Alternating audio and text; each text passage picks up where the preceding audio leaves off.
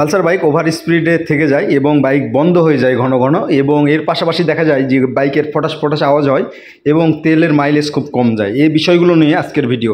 তো অবশ্যই যারা যারা ভিডিওটা দেখবেন তারা একটু শেষ পর্যন্ত দেখবেন, কারণ প্রত্যেকটা ধাপ আমি স্টেপ বাই স্টেপ আপনাদেরকে দেখানোর চেষ্টা করব। তো এই বাইকের মেন সমস্যা হচ্ছে এই যে এই স্পিডোমিটার একটু উপর দিক থেকে যাচ্ছে, থেকে যাওয়ার পরে এবং তার পরবর্তীতে বাইকটা বন্ধ হয়ে যাচ্ছে। তো আমরা এটার সমাধান কিভাবে করব আর এটা তেল অ্যাডজাস্ট করে আপনাদেরকে দেখিয়ে দেবো। দেখেন, সর্বপ্রথম আমরা স্পার্ক প্লাগ খুলেছি স্পার্ক প্লাগের কী অবস্থা দেখার জন্য। তো স্পার্ক প্লাগ যা আছে মোটামুটি ঠিক আছে, স্পার্ক প্লাগের কোনো সমস্যা নেই। স্পার্ক প্লাগ যেভাবে পোড়ার কথা সেভাবে পুড়তেছে। দেখেন ভিতরে সাদা হয়ে আছে, আপনারা দেখতে পাচ্ছেন। আমি বলেছি সাদা অথবা বাদামি কালার যদি ভিতরে যদি থাকে তাহলে জানবেন যে স্পার্ক প্লাগের মাইলেজ খুব সুন্দর যাচ্ছে। তো দেখেন এই স্পার্ক প্লাগটা খুললে আপনার বাইকের মাইলেজ বুঝতে পারবেন, যে দেখেন সাদা হয়ে আছে। তো আমরা এই বাইকটা A to Z একদম ক্লিয়ারভাবে করে দিব কিভাবে কাজ করলে বাইকটা বন্ধ হবে না এবং রেসে থাকবে না, রেস কীভাবে কমে যাবে। এর জন্য মূলত এই যে দেখেন, আমরা সর্বপ্রথমে স্পার্ক প্লাগ দেখার পরে আমরা চলে আসছি বাইকের কার্বোরেটর সাইডে এসে এই যে দেখেন এখানে যে ভ্যাকাম পিস্টন আছে সেই ভ্যাকাম পিস্টনটা আমরা ওপেন করছি। এই ভ্যাকাম পিস্টনটা ওপেন করার পর এই যে দেখেন এই ভ্যাকাম পিস্টন যদি জাম থাকে টাইট থাকে তাহলেই সমস্যা হয়। এখানে আবার দেখা যায় যে অনেকে বলেন যে ভাই ভ্যাকাম পিস্টনে ক্যাচ পড়ে গেছে। এই যে দেখেন আমি আপনাদেরকে দেখাবো, এই ভ্যাকাম পিস্টনে ক্যাচ পড়ে গেছে। ক্যাচ পড়ে গেলে নাকি ওভার স্পিড উঠে থাকে, এটা খুব বেশি ক্ষয় হয়, কিন্তু এটা অতিরিক্ত যদি বেশি ক্ষয় হয়ে যায় তাহলে ভ্যাকাম পিস্টনটা চেঞ্জ করতে হয়। বিভিন্ন টেকনিশিয়ান ভাই আসেন বিভিন্ন জায়গা থেকে বলেন ভ্যাকাম পিস্টন চেঞ্জ করে দেওয়ার কথা, অনেক পরামর্শ দেন। তা আপনারা সেই পরামর্শ অনুসারে কাজ করবেন। এই যে দেখেন ভ্যাকাম পিস্টনটা এটা যদি ক্ষয়ে যায়, অতিরিক্ত ক্ষয়ে গেলে এটা চেঞ্জ করে নেবেন। তো এটা ঠিক আছে, এটা একটু জাম আছে। তো এটা নতুন একদম ফ্রেশ ক্লিয়ারভাবে আছে, এটার কোনো সমস্যা নাই। তো এটা আমরা একটু অয়েল দিয়ে এটা লাগিয়ে দিচ্ছি। এটা আপনারা ভ্যাসলিন ব্যবহার করতে পারেন এবং জেলি ব্যবহার করতে পারেন। তো এগুলো দেখেন, এই যে দেখেন একদম ক্লিয়ার। এটার একটু জাম ছিল, টাইট ছিল। তো এগুলো আমরা স্টেপ বাই স্টেপ ছুটিয়ে দিয়েছি। আপনাদের যাদের ওভার স্পিডে উঠে থাকে এবং বাইক বন্ধ হয়ে যায় তারা এই সমস্ত কাজগুলো করে নেবেন। দেখেন এটা আমরা এখন ফুল সেট আপ দিয়ে দেবো। আর একটা বিষয়, যারা আমার পেজে সবসময় ভিডিও দেখেন তারা অনেকেই কমেন্ট করেন যে ভাই আপনার ভিডিও তো পাচ্ছি না, আপনার ভিডিও আসতেছে না। সেক্ষেত্রে আমরা কি করব? তো আমি বলি যে ভাই শুনুন, আপনারা ভিডিওতে শুধু ফলো করে রাখলেই হবে না, আপনারা মাঝে মধ্যে লাইক কমেন্ট করতে হবে। কি কি বিষয় জানতে চাচ্ছেন সেগুলো একটু কমেন্ট করবেন, বা এমনিতেই একটা লাইক দিলেন। তারপরে যে দেখেন এখানে ছাই সিস্টেমে যে পাইপটা আছে এটা আমরা একটু খুলে এর ভিতরে যদি একটু তেল জমে তাহলে এটা বের করে ফেল দিবেন। আমি এর আগে ছোট রিল ভিডিওতে এটা আপনাদেরকে ক্লিন করার বিষয়ে পরামর্শ দিয়েছিলাম।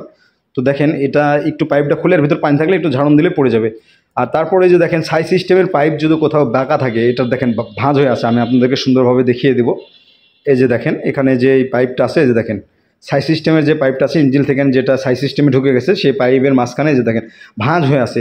এই ভাঁজও যদি হয়ে থাকে তাহলে বাইক বন্ধ হয়ে যাবে, বাইকের অ্যাক্সেলেটার খুব ভালো পাবেন না। তো এই পাইপটাও ক্লিয়ারভাবে করে নেবেন। এই যে দেখেন ভাঁজ ছুটিয়ে দিলাম।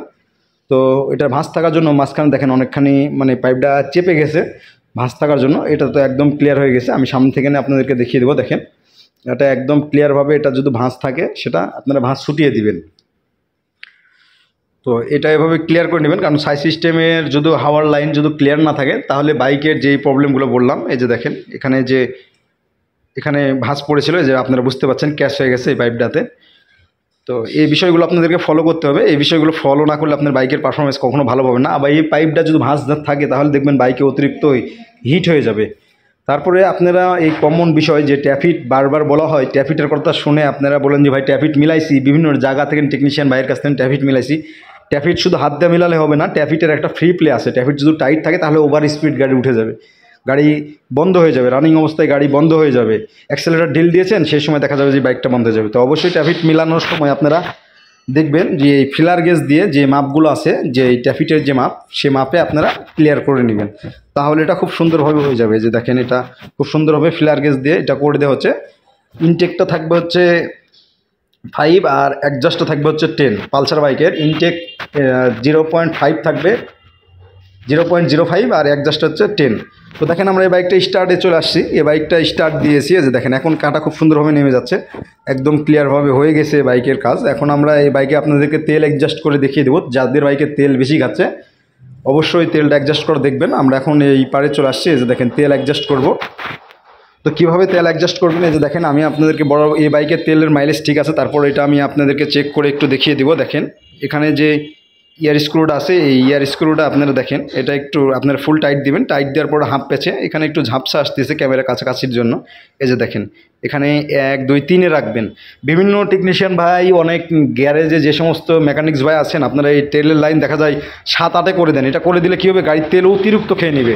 দেখা যাবে যে 1 লিটার তেলে 20 কিলো মাইলেজও পাবে না, অনেক সময় 1 লিটার তেলে 20-25 কিলো মাইলেজ পাবে। তো এটা আপনার হাফ প্যাচে 3-এ রাখবেন। তারপর এই যে দেখেন এটা আরপিএম আইডিয়াল স্ক্রু। তো এই স্ক্রুটা অ্যাডজাস্ট করলে কী হবে, আরপিএমটা একে সেট করে দিবেন। দেখেন এটা আমি একে সুন্দরভাবে সেট করে দিচ্ছি, আপনারা ওটা সুন্দরভাবে সেট করে নেবেন। তাহলে বাইকের স্টার্টিং টাবর এই যে বন্ধ হয়ে যায়, সেগুলো ধাপ থেকে আপনারা বেঁচে যাবেন।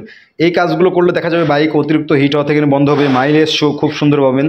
তো এই কাজগুলো চেক করুন। এর পাশাপাশিতে যেগুলো থাকে, যেগুলো এয়ার ফিল্টার বলেন, অন্য যে সমস্ত কাজ বলেন, সেগুলো একটু করে নিলেন। এয়ার ফিল্টার পরিষ্কার করবেন, মোবিল ঠিক মতো চেঞ্জ করবেন, তাহলে হয়ে যাবে।